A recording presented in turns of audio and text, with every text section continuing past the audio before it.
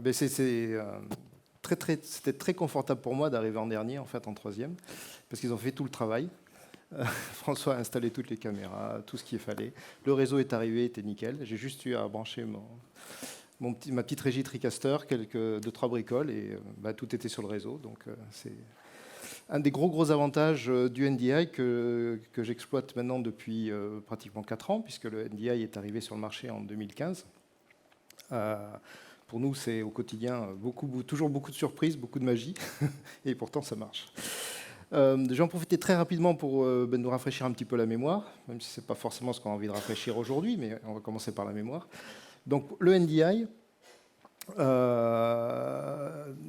c'est aujourd'hui effectivement, 4 ans après, quasiment 4 ans après, le protocole de vidéo sur IP, de production vidéo sur IP, le plus répandu. On a vraiment une traînée de poudre qui s'est produite sur l'adoption de ce protocole pour des raisons très simples. Tout simplement parce que ça ne demandait absolument aucune infrastructure particulière. C'était très pragmatique, très concret, et ça répondait effectivement à des besoins et à des facilités d'usage. Donc effectivement, on a énormément d'éditeurs, de fabricants qui se sont emparés du kit de développement, puisqu'il n'était pas du tout soumis à licence. Là, je vais faire un petit aparté qui n'est pas forcément technique, mais plutôt je dirais commercial, on va dire, dans l'évolution de nos marchés. Newtek a, à mon sens, le bon goût de non seulement nous aider à aller vers la convergence vidéo vers IP d'un point de vue technologique, mais ils ont également le bon sens d'y aller aussi dans les pratiques commerciales. Et d'avoir ouvert le NDI avec un SDK gratuit, non soumis à licence, participe vraiment à l'introduction d'un protocole et de la vidéo dans le marché IT, dans ce grand marché IT. Voilà, petite parenthèse fermée là-dessus. Donc, juste pour revenir un petit peu rapidement, concrètement, sur ce qu'il y a dans le NDI. Alors, comme on l'a vu sur le premier slide, le cahier des charges d'origine, c'était pouvoir exploiter des réseaux totalement standards. C'est-à-dire absolument pas demander aux utilisateurs d'avoir à repenser, à refaire leur infrastructure réseau.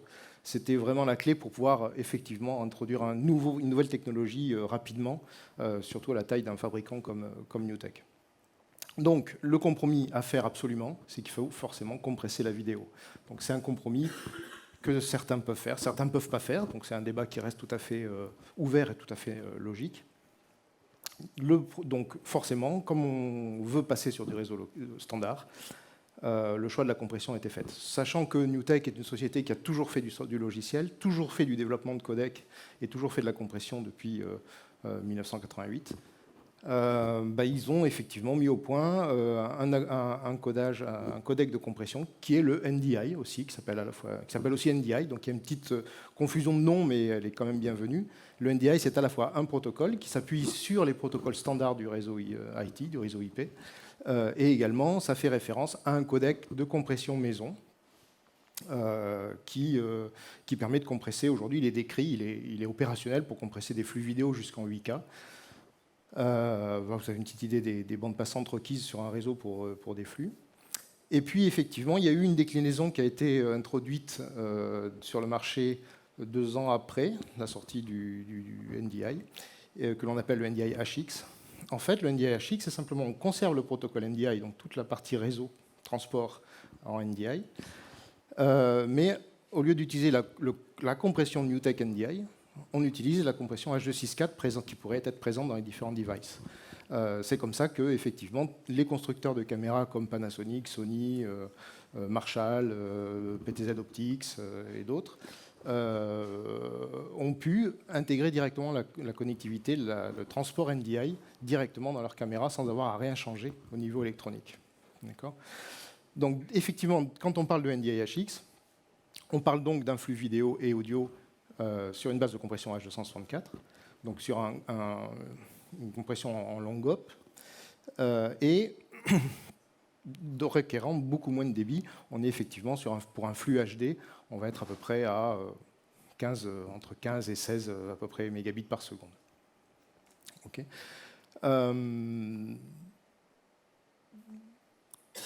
Donc on va trouver le HX, effectivement, embarqué de base sur toutes les caméras. Il est à noter une des nouveautés importantes qui est arrivée à partir de septembre dernier, c'est que NewTek a également sorti maintenant un kit de développement NDI, je parle bien NDI, que l'on peut porter sur des ASIC, sur des composants électroniques, donc ne requérant plus l'usage d'un CPU et d'un OS. Et ça va permettre effectivement de voir arriver très prochainement les premières caméras avec également de la connectivité full NDI en sortie directe des caméras. Bien entendu, ça prend un peu plus de temps, parce que là, il y a un ASIC à reprogrammer, il y a quand même des chaînes de fabrication à refaire. Mais je ne serais pas étonné que... il y a déjà eu des annonces, il y a déjà un fabricant australien qui présente des prototypes actuellement, qui vont probablement arriver sur le marché dans le courant de l'été. Et je pense qu'à l'IBC, on devrait avoir d'autres annonces encore sur des caméras avec directement du NDI. Donc là aussi, le choix offert aux exploitants et en fonction des souhaits et des besoins. Donc l'autre particularité du NDI, et qui n'est pas la moindre, au départ on n'a pas tout de suite percuté là-dessus, on pensait vraiment, on était focalisé vraiment sur cette magie un petit peu de transporter de la vidéo sur un câble RJ au lieu de passer sur des câbles SDI. Mais ce dont on a aperçu très rapidement, c'est que le NDI également nous permet d'être un format dénominateur commun de toutes les sources, de toutes les nouvelles sources qu'on utilise aujourd'hui en production vidéo. Et on va le voir là dans le reste de la présentation et surtout de la description de notre setup. Le NDI va permettre de ramener directement, sans se prendre la tête, tout un tas des nouvelles sources, dont on utilise aujourd'hui au quotidien, que ce soit des flux de téléphones portables, des flux qui viennent de YouTube, que ce soit des clips, enfin un peu tout, des consoles vidéo. J'imagine que c'est ton quotidien en événementiel. Voilà, donc je vous propose effectivement de découvrir un petit peu précisément notre petit setup ici et d'illustrer un petit peu ce propos. Donc là, on va vous montrer l'interface d'exploitation de la régie. Non ? Oui, voilà. Donc là, on est donc sur une régie TriCaster TC1, c'est aujourd'hui notre cœur de gamme, sur une des toutes dernières versions qui n'est pas encore disponible, mais qui devrait pas tarder à arriver sur le marché. Et donc, je vais décrire rapidement avec vous les différentes sources et vous indiquer à chaque fois comment elle est produite en NDI et comment elle arrive ici. Voilà. Puisqu'effectivement, sur cette régie, vous pouvez venir le vérifier, il n'y a absolument aucune BNC connectée en entrée, aucune source SDI sur tout notre setup, sur l'ensemble des pratiquement 16 sources que nous avons ici. Donc, je vais commencer par la première, on en parlera après. Les deux premières, ce sont en fait deux sources, sont deux ordinateurs portables. L'un qui diffuse depuis tout à l'heure les PowerPoint que vous voyez sans problème. Donc la particularité pour faire ça, c'est qu'on a un petit utilitaire qui s'appelle le NDI Scan Converter qui grabe le flux de l'affichage du PC et en fait un flux NDI. Ça, c'est un utilitaire gratuit que vous pouvez télécharger et jouer avec. La particularité du PC qui est là ici en source 2, c'est que là, lui, il est connecté en Wi-Fi directement. Donc on a une connectivité Wi-Fi ici. Le deuxième, c'est celui-ci. Lui, par contre, il est effectivement toujours avec le même utilitaire, Scan Converter, mais lui, il est relié en réseau filaire. Voilà, la raison pour laquelle on ne les a pas mis les deux en Wi-Fi, c'est qu'on a aussi des sources 4K. Et ici, sur ce PC, j'ai un monitoring 4K. Et là, quand on veut passer un flux 4K sur le Wi-Fi, on a un peu de mal, ce qui est assez logique. Mais bon, il suffirait de mettre un Wi-Fi plus adapté, j'imagine. Il y a des solutions. Voilà, ensuite, la caméra donc là, non-entrée numéro 4, c'est effectivement une caméra Panasonic HE130 qui est installée dans les locaux de réseau local, directement. Donc qui, elle, effectivement, est en NDI HX, puisque là, on a délibérément voulu exploiter une installation Internet standard avec la connexion standard de chez EV Corp, donc sur du 100 mégabits. Okay. Et donc, effectivement, on a quand même la source. Et vous voyez également le pilotage que l'on fait, que Pierre Laurent pilote, contrôle directement depuis les presets qui sont ici. Et on peut prendre la main. Donc, on prend complètement la main en temps réel, en direct, sur la caméra via cette passerelle Internet. Voilà. La source 5, c'est une 130 aussi, toujours en NDI HX, mais par contre, elle, sur le réseau local. Donc, directement connectée sur le switch local ici. Réseau EV, oui, réseau EV en plus, d'accord. Voilà, donc également avec la possibilité de la piloter à distance. Dans le NDI également, j'en profite pour faire des petits rappels. Comme ça, on va également avoir la gestion du TOLI. C'est-à-dire qu'à partir du moment où le signal NDI de la caméra va être mis au programme de la régie va renvoyer une information de TOLI à la caméra qui va allumer son rouge antenne. On a une liaison bidirectionnelle sur le NDI. Sur l'entrée 6, on a une petite caméra NewTek PTZ1, également une caméra robotisée, qui elle est installée dans l'accueil et qu'elle en fait, envoie aussi du NDI-HX. Mais là, on a mis une liaison 4G, histoire de varier un petit peu les plaisirs. Donc là aussi, sur les infrastructures 4G déployées par réseau local. Donc, vous voyez également, via la 4G, on peut aussi accéder de la même façon aux presets et aux commandes de pilotage NDI de la caméra. En caméra 7, on va quand même mettre un peu de SDI. C'est quand même. Et ça, c'est aussi pour illustrer une chose, c'est que le NDI, si vous voulez, on n'a pas avec le NDI, on n'a pas une vocation, on n'a pas la vocation à vouloir vous forcer la main ou vous dire allez en NDI et ne faites que du NDI. C'est pas le but du jeu. On est dans une période de transition technologique forte. Si on veut, je pense, accompagner tout le monde, nos utilisateurs, je pense qu'il faut le faire également de façon en douceur. Okay, et effectivement, le NDI permet de mettre en place des environnements, des workflows complètement hybrides, où on mélange de tout. Donc là, effectivement, on a bien entendu toujours la possibilité d'intégrer nos sources SDI, HDMI de la façon la plus simple possible. Donc là, en fait, il s'agit d'une des caméras qui est ici sur le plateau, qui est câblée en en SDI sur la régie qu'exploite Lola pour le streaming. Et comme le principe du NDI, c'est que les flux sur le réseau sont disponibles à partir du moment où ils sont sur un NDI, je peux ici les récupérer, bien sûr, sur une de mes sources. Donc là, on est connecté, effectivement, sur le module d'entrée SDI vers NDI, qui est utilisé sur le setup au fond de la salle. Voilà. Donc simultanément, en différents points, le NDI étant totalement multipoint, en fait.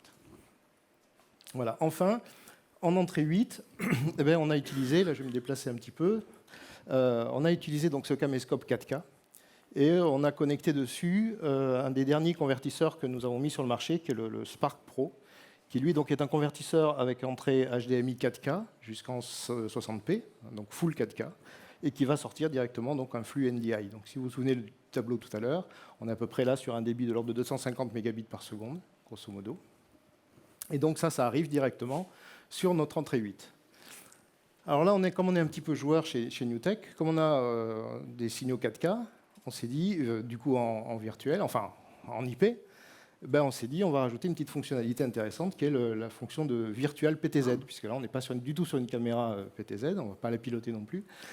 Et pourtant, en entrée 9, on a repris le même signal NDI 4K, mais dessus on a une fonctionnalité sur notre TriCaster de pouvoir faire un zoom, de simuler un PTZ virtuel. Donc sur mon entrée 8, j'ai un plan large par exemple tout le temps, et après sur mes entrées 9, 10 ou 11, je peux avoir différents plans serrés à partir de mon même signal 4K. Donc c'est aussi une exploitation intéressante. Voilà, on peut zoomer et avoir des plans disponibles instantanément, puisque là, il n'y a pas de mécanique à faire contrôler. Alors, ensuite, donc, qu'est-ce que nous avons ? En entrée 10, j'ai rien, pour l'instant. Si l'interface va revenir, là. Non, on va faire ça d'abord là. Donc là, effectivement, j'ai rien. Là, je vais en profiter pour vous montrer comment on pourrait intégrer, par exemple, un flux YouTube dans ma réalisation. Donc là, encore, une source qui vient d'ailleurs. Donc pour ça, je vais utiliser mon PC qui est ici. Donc voilà, vous l'avez ici. Et je vais tout simplement utiliser un utilitaire que tout le monde connaît, qui est VLC. Avec VLC, je vais me connecter sur un flux réseau, une adresse YouTube, tout simplement. Voilà. OK. Voilà. Et à partir de là, si on revient sur notre interface, interface donc sur le numéro 10, voilà, ici, une nouvelle source doit être annoncée automatiquement, vous voyez.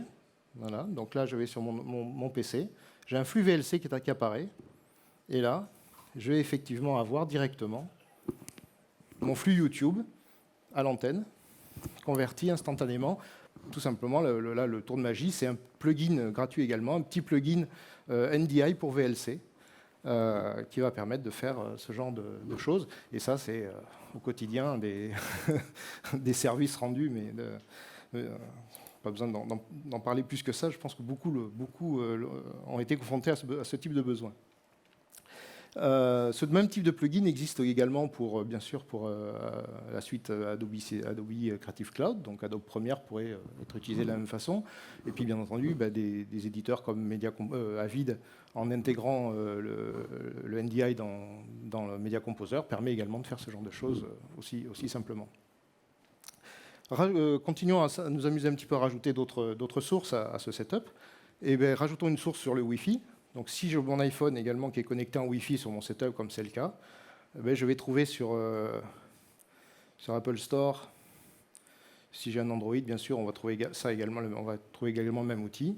J'ai également une caméra NDI, voilà, qui est là.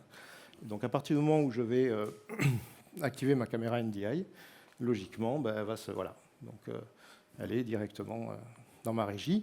Si je suis à l'antenne, j'ai aussi un Tolly, bien sûr. Hein, le NDI étant bidirectionnel, je peux aussi avoir ce genre de petits gadgets. Voilà, donc là, on a bien sûr transmission audio-vidéo sur mon iPhone. Une des toutes dernières nouveautés sur iPhone également, juste à côté, ici, j'ai également l'inverse. Maintenant, j'ai même un monitoring, un outil de monitoring qui me permet de scanner toutes les sources NDI présentes sur mon réseau et de les visualiser directement sur mon iPhone. Voilà. Par le Wi-Fi. Oh là, j'ai été prendre le flux 4K. Là, c'était le seul qu'il ne fallait pas prendre. Je vais peut-être prendre le VLC s'il est encore disponible. Alors, il y a un petit, voilà. Donc là, j'ai le clip VLC qui est maintenant sur mon iPhone directement. Et vraiment en direct, sans véritable préparation particulière là-dessus. Regardons donc un petit peu plus loin ce que nous avons d'autre. Donc, en 11, donc notre iPhone. En 12, en fait, j'ai repris un flux que maintenant qui est celui-ci, en fait, qui est le flux généré automatiquement par notre régie, qui reprend notre mosaïque, en fait. Donc là, c'est quelque chose de très pratique, bien sûr, dans l'installation pour pouvoir faire des reports de plateau ou des distributions de mosaïques. C'est directement intégré maintenant. C'est comme ça également depuis tout à l'heure que je vous montre également l'interface de mon TriCaster. C'est qu'en fait, l'interface du TriCaster est également générée maintenant en NDI. Voilà. Donc là aussi, ça permet de faciliter les déports de télécommande. Je crois qu'on a fait presque le tour. Si on revient donc effectivement sur notre présentation ici. En entrée 13, un petit rappel. Alors, ce n'est pas lié directement au NDI, mais c'est dans nos régies aujourd'hui. Donc, tant qu'on est, je vous en parle un petit peu. Dans toutes les régies TriCaster aujourd'hui, nous avons des connectivités Skype TX directement implantées, ce qui permet, là, depuis un PC d'administration, d'appeler n'importe quel correspondant via Skype et d'obtenir ici à la fois la vidéo et l'audio du correspondant, et surtout que le correspondant reçoive aussi en retour le programme en sortie de la régie. Donc ça, c'est quelque chose qui est très exploité actuellement, nous est très demandé. Voilà. Et enfin, en entrée 16, j'ai simplement récupéré le flux NDI qui est généré par une des sorties de la régie VMC1 qu'utilise Lola, ce qui nous permet de, bien sûr, rediffuser tout ça. Et là, c'est bien sûr à nouveau une illustration de la distribution naturelle du NDI et du fait que, à partir du moment où on déploie un workflow NDI, on peut complètement se passer de tout ce qui est distribution vidéo et grille de routage. Tout ça est automatique. Pour l'illustrer de façon plus importante encore, je vais maintenant passer sur mon ordinateur portable ici, d'accord, et je vais utiliser une application qui n'est pas si anodine que ça, qui est totalement libre de droit et gratuite, qui est le NDI Studio Monitor. Non, ça c'est VLC, pardon. Donc le NDI Studio Monitor qui est là. Okay, donc le NDI Studio Monitor, je vais m'en servir rapidement ici pour vous montrer. Alors, on va changer ça rapidement, voilà, pour que vous ayez plus clair. Voilà, donc le NDI Studio Monitor, c'est une application qu'on peut, donc qui s'installe sous applications Windows, enfin sous environnement Windows, qui peut être utilisée pour faire beaucoup de monitoring en fait. Hein, c'est une application très complète.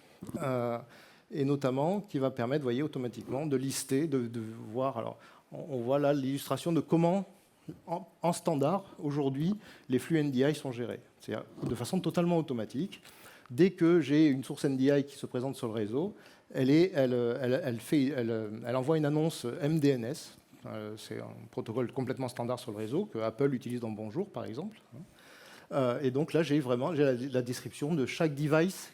Et pour chaque device, le nombre de sources qui sont envoyées par chaque machine. Donc là, par exemple, si je vais sur un TC1, par exemple, c'est celui-ci, effectivement, j'ai mes 4 sorties de TC1, plus mon multiview, plus mon interface utilisateur.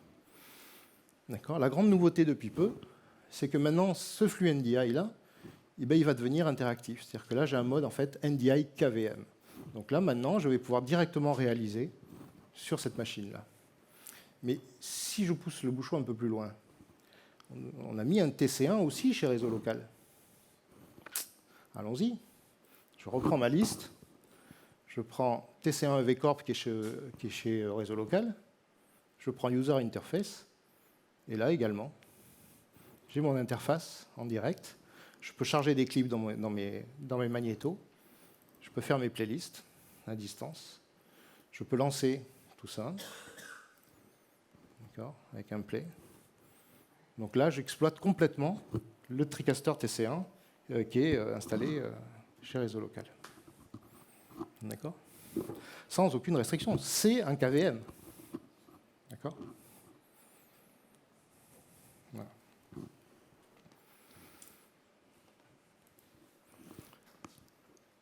Ce qui, là aussi, est une excellente alternative pour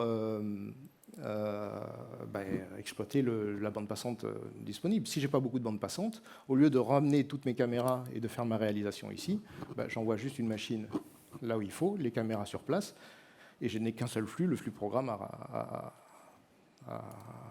restituer, enfin à transmettre. Les enregistrements peuvent se faire sur place, etc. Ça va être temps maintenant d'aborder un petit peu les nouveautés. Là, on a fait un petit peu un état des lieux du NDI. Voyons un petit peu ce que NewTek nous a annoncé et nous prépare pour la rentrée, donc avec le NDI 4.0. Déjà 4 ans, pratiquement 4.0.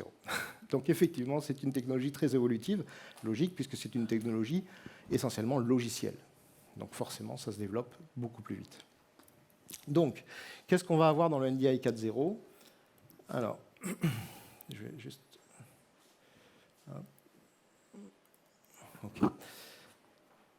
Alors, la première chose, c'est que l'on va avoir des améliorations également dans le codec de compression NDI, avec notamment un codage couleur maintenant sur 16 bits. Précédemment, on était que sur du 8 bits, et pourtant ça passait très très bien. Là, on vient de passer sur du 16 bits. Titre de comparaison, rappelons-nous que le SDI était en 10 bits. Okay. Donc là, on passe en 16 bits par pixel. Au niveau de la compression et de la multicompression, on gagne également. Il y aura également un petit peu de gain avec des améliorations qui augmentent un petit peu de 3 décibels le PSNR. Donc c'est un ratio qui permet de mesurer la dégradation d'un signal après de multiples compressions. Voilà. Donc là, également des gains à attendre. Et aussi un gain de rapidité sur le compresseur lui-même. Auparavant, donc sur les versions jusque-là, il fallait compter à peu près 16 millisecondes de temps de compression NDI. Je ne parle pas du HX, puisque là, on est dépendant des performances du codeur H264 qui est embarqué dans le device. Ce n'est pas NewTek qui fournit ces compresseurs-là. Quand on est sur de la compression software ou hardware maintenant NewTek, NDI NewTek, effectivement, on va pouvoir donc tomber bien en dessous des 16 millisecondes de temps de compression du NDI. Je m'attarde un petit peu là-dessus pour faire un petit rappel sur justement les latences qu'on peut attendre avec du NDI. Donc on a 16 millisecondes de compression, le transport sur le réseau et la décompression. On est généralement sur un cycle inférieur à 40 millisecondes, donc inférieur à une frame, qui est bien sûr recloqué à une frame de façon à pouvoir resynchroniser l'audio en même temps sur l'ensemble du transport. Donc on est également sur des caractéristiques tout à fait comparables à du SDI. Le NDI, et ça, il y a dans la salle des gens qui exploitent le NDI déjà depuis quelques années et qui ont pu voir effectivement que c'est une substitution qui est tout à fait valide. Deuxième grande nouveauté, donc le NDI était jusqu'à présent un protocole compresseur et un protocole de transport en fait. le NDI devient un format d'enregistrement, un format fichier, direct, sans aucune recompression ni conversion.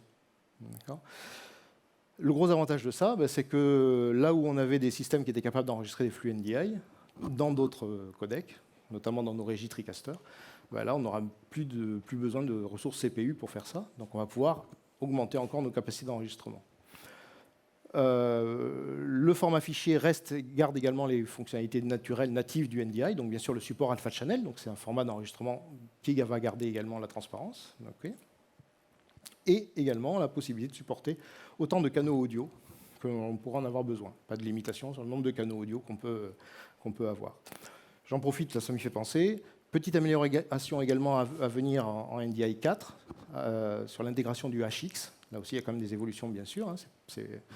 On va pouvoir maintenant avoir 8 canaux audio dans le HX. Jusqu'à présent, c'était limité à 2 canaux. Voilà. Également, intéressant avec le NDI 4.0, on n'aura plus besoin d'installer de drivers spécifiques pour décoder le HX. Donc les devices, à partir du moment où on aura du NDI 4.0 sur nos périphériques, les plateformes pourront prendre du HX et du non-HX, du full NDI, sans avoir besoin d'installer les drivers HX qu'on avait besoin de faire jusqu'à présent. Voilà. OK.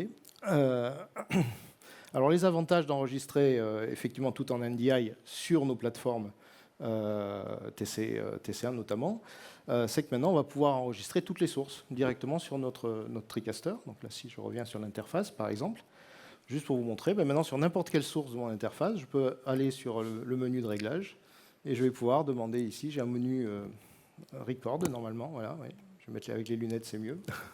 Voilà. Et donc là, je vais choisir si je veux enregistrer telle ou telle source directement dans mon interface.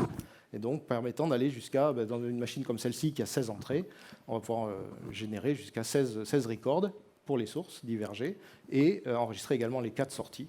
Donc, on va pouvoir générer jusqu'à 20 records. Attention, ça sera supporté par le CPU, certes, puisqu'on ne va plus utiliser le CPU. Attention, bien sûr, au stockage. D'accord ? Donc là, il y aura des benchmarks à faire et on sera là pour, bien sûr, aider à concevoir les workflows à ce niveau-là.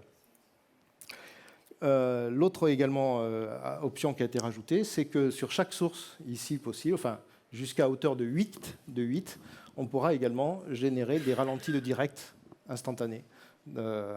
Et ça va se positionner directement maintenant dans l'interface utilisateur. Vous voyez que là, par exemple, on a décidé que la source 4 serait enregistrée en divergé.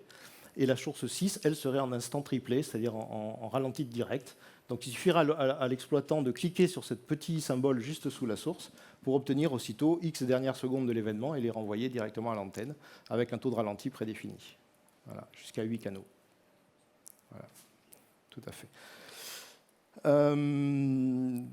Ensuite, alors, autre nouveauté également liée à l'intégration de ce format d'enregistrement en NDI, c'est la simplification également de la synchronisation. On va pouvoir se passer de la synchronisation par un générateur de timecode. Puisqu'effectivement, les flux NDI vont pouvoir être complètement synchronisés de façon très très précise sur un serveur de temps réseau, donc sur un serveur NTP ou équivalent. Et tous les flux enregistrés seront parfaitement synchronisés. Alors nous, en Europe, c'est pas trop surprenant. Aux États-Unis et en NTSC, ça les intéresse énormément parce que ça va résoudre toutes les problématiques de NTSC 29.97.98. Voilà. Là, ça va être vraiment tout recloqué de façon propre. Et associé à ça, donc, puisque les flux qu'on va enregistrer sur la régie seront parfaitement synchrones, NewTek va également sortir dans le courant de l'été un plugin pour montage multicam pour Adobe Premiere. Donc on pourra prendre les flux NDI et enregistrer n'importe où, pas uniquement sur le TC1. Puisque si tout mon réseau est synchronisé sur mon serveur de temps, n'importe quel enregistreur va enregistrer un fichier NDI qui sera parfaitement synchrone avec les uns avec les autres. Et donc ce plugin va permettre de reprendre tout ça dans Adobe Premiere et de lancer immédiatement un montage multicam, si on veut faire une post-production derrière. Et pour illustrer ça, effectivement, si on revient sur Studio Monitor, sur mon application ici, voilà. Quel que soit le flux NDI, alors il faut que j'en prenne un peut-être qui vienne de mon TriCaster, puisque aujourd'hui il n'y a que mon TriCaster ici qui est en bêta version, qui est en 4.0.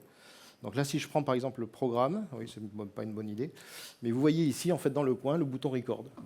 Donc mon application Studio Monitor qui est gratuite, en fait, peut me permettre d'être un recorder NDI également, partout sur mon réseau. Sachez également que cette application-là, vous pouvez en ouvrir plusieurs instances sur la même machine, donc soit faire des multi-views, soit effectivement faire un multi-recorder sur une machine standard sur votre réseau. OK. Où est-ce qu'on en est? Sur les nouveautés, donc le PowerPoint est là, on a vu. Qu'est-ce qu'on a ensuite? C'est moi. Voilà. Optimisation également au niveau des transports réseau. La façon dont le NDI se promène sur un réseau a évolué depuis 2015 en fait. Au départ, on était sur un transport TCP uniquement. Voilà. À partir de la 3.5, NewTek a intégré aussi le support UDP pour permettre d'aller sur des réseaux avec des latences un peu plus importantes. Et ce qui arrive aujourd'hui dans le NDI 4, c'est le support également de ce qu'on appelle le mode multipass TCP. Alors c'est quelque chose que je ne maîtrise pas du tout, hein. Pas trop de questions là-dessus s'il vous plaît. Allez voir Google, Google est très bien là-dessus. En fait, le principe de ça, c'est que si ici j'ai mon switch, vous voyez, avec effectivement mes sources NDI et surtout mes machines qui vont recevoir mes flux NDI, eh bien, si effectivement sur cette machine-là, je veux cette source-là, mais que ce port-là, pour une raison ou pour une autre, est un peu saturé, eh bien, le support multipass TCP va permettre automatiquement d'aller chercher un chemin par ailleurs qui va permettre également garantir le débit et permettre encore plus de souplesse et de transport sur le réseau. C'est une techno qui a priori est assez récente au niveau des réseaux, hein. C'est quelque chose qui doit dater des années 2013-2014 quand même, hein. Donc c'est voilà, quelque chose de... Mais là aussi, une amélioration intéressante pour l'avenir du NDI. Autre chose très intéressante, et ça va répondre tout de suite à une des problématiques que Romain a citées tout à l'heure, c'est la reconnaissance des flux. Le fait qu'on utilise aujourd'hui du MDNS, limiter effectivement, entre guillemets, l'usage du NDI sur un réseau local, puisque le MDNS ne passe pas en dehors d'un réseau local. Et je pense que c'est une des choses que vous avez dû contourner pour aujourd'hui. Voilà. Avec du 4.0, ce qu'on pourra faire dès qu'on aura le 4.0, on pourra installer une machine quelque part dans le réseau qui va devenir le Discovery Server. Donc c'est plus le MDNS qui sera utilisé, c'est cette machine qui va s'occuper d'annoncer tous les flux NDI et de dire, faire comme on le fait là maintenant, hein, c'est-à-dire que voilà, je m'appelle machin, j'ai tel flux à toi, etc. Et sur toutes les machines qui seront dans mon réseau, je n'aurai plus qu'à utiliser l'application NDI Access Manager, qui est une application bien sûr livrée avec toutes les machines et faisant partie du kit NDI Tools gratuit. J'aurai plus qu'à cocher ici l'option Discovery Server et intégrer l'adresse IP du serveur. Et là, je vais pouvoir passer effectivement du NDI facilement à travers le cloud. Okay. Et vous voyez ici, j'en ai profité pour vous montrer également un setting très très simple du NDI Access Manager où on pourra soit se rester donc, au niveau réception des flux en mode automatique, soit forcer éventuellement l'UDP si on veut rester en UDP. Soit activer en préférence, en priorité, le multi-TCP, le multipass TCP, si votre architecture, l'infrastructure réseau le supporte et est prévu pour ça.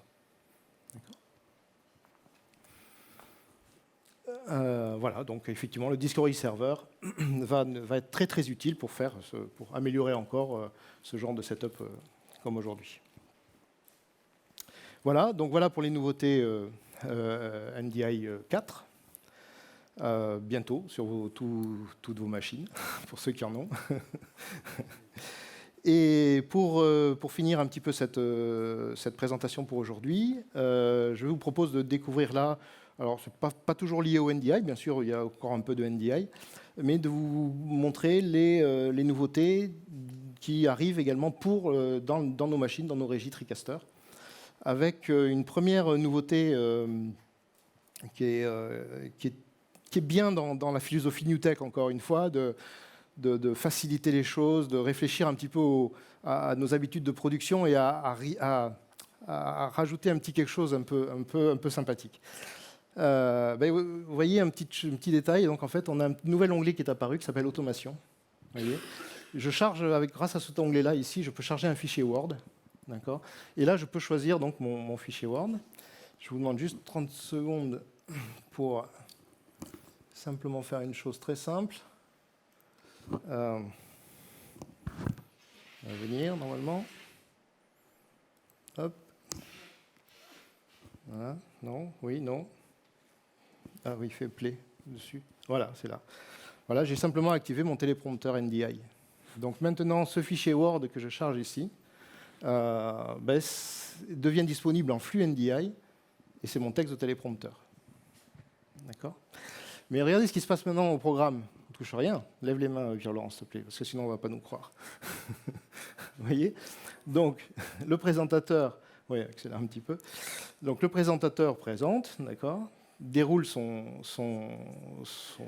prompteur, d'accord. Et puis, hop, voilà. Là, on a nouveau changement de plan, synthé, et ainsi de suite. Donc, donc en fait, notre fichier de Word devient notre conduite de JT, en fait. D'accord. Alors ça, quelle est la magie derrière ça? Alors, vous ne le voyez pas là, parce que dans le texte, faut pas que pour le prompteur, il ne faut pas que ce soit apparent pour la personne qui doit lire forcément le texte. Mais maintenant, je vais vous montrer en source sur mon PC ici. Ah oui, voilà. Oui. Oui, nous on les voit ici dans l'interface, mais vous les voyez. Ça, c'est le texte pour prompteur pur. Maintenant, je vais vous montrer, si on commute sur mon PC ici, voilà le fichier Word d'origine. D'accord ? Et chaque fois qu'on a vu en fait un changement de plan, c'est un commentaire qui est arrivé. Ah oui, forcément la commutation, l'automation continue. Voilà. Donc chaque fois qu'on a vu un changement de plan, en fait, c'est un commentaire qui est ajouté dans le fichier Word qui va activer n'importe quelle fonction du mélangeur, soit des macro-commandes, soit des fonctions natives. Et cette syntaxe-là est une syntaxe de langage courant. Il ne s'agit pas d'en faire un fichier, un script, de faire quelque chose d'un langage de technicien. Il s'agit simplement de permettre à l'utilisateur d'écrire son script en langage courant.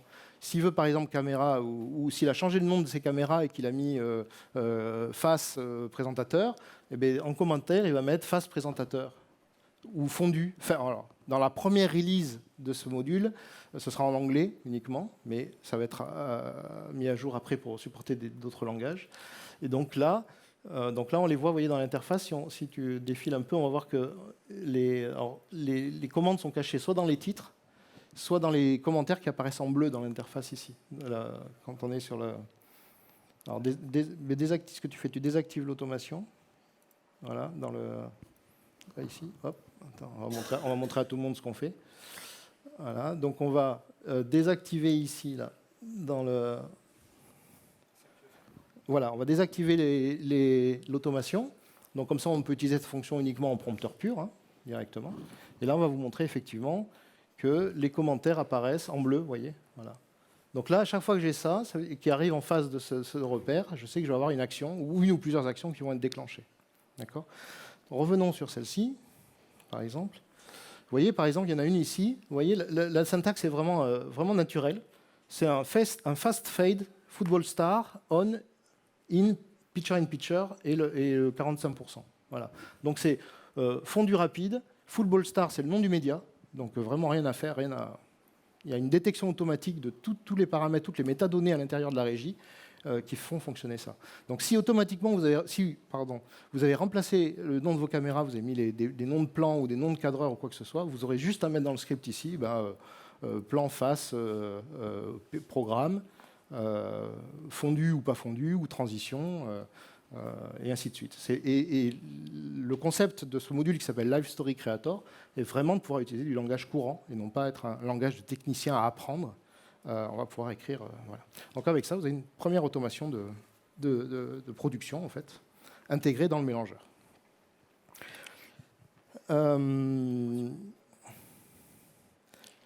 Autre chose qui a été rajoutée, c'est une réflexion maintenant sur les différents supports. Aujourd'hui, on ne produit plus uniquement que pour les écrans de télé, d'accord, et on n'utilise pas uniquement que des caméras en 16:9. Donc le 16:9, c'est bien, mais ça fait plus tout. D'accord. Donc maintenant, si par exemple je reprends ma source caméra, mon NDI caméra, pardon, c'est pour prendre une photo, on prend les photos tout à l'heure. Et là, au lieu de tout à l'heure, j'ai filmé comme ça, maintenant je vais filmer à la verticale, parce que je veux faire un stream sur Facebook ou un truc comme ça. Donc là, sur mon entrée iPhone, vous voyez, je suis... et là, j'ai un nouveau réglage sur mon entrée qui me permet de faire un 270 degrés. Ouais, voilà. Et donc, je suis directement là. Et là, si maintenant je pars à l'antenne sur le Mix 2, on va même faire l'antenne sur le ME2. Allez, voyons si tu suis un peu. Il est un peu endormi, hein, quand même. Ouais, on met ma source sur le ME2, je te montre. ME2. Et donc, on est sur le iPhone 11. Voilà. Voilà. Et ça, c'est ma sortie SDI. C'est ma deuxième sortie SDI de mon TriCaster. Donc, vous voyez que je peux avoir gestion également de rotation sur mes sorties. Donc, pouvoir utiliser ma régie pour envoyer des contenus dans des ratios autres, dans des aspects ratios autres que ceux de la session. Voilà. Autre chose également, je peux également commuter complètement toute ma session maintenant pour travailler dans des aspects ratios qui ne sont pas du tout des aspects ratios vidéo traditionnels. Donc, on pourra avoir des aspects ratios carrés, 1920 par 1920, par exemple, ou jusqu'en 4K en carré, ou en 9/16e. Voilà. Ce sont les principales nouveautés du TC1 actuellement. Peut-être qu'on aurait pu travailler un peu plus, mais en notre temps, on a dû signer un grand contrat avec Viserté, donc ça a dû nous prendre un peu de temps. Donc, mais tout ça va revenir encore plus fort, bien entendu, grâce à l'association de ces deux équipes de développement émérites.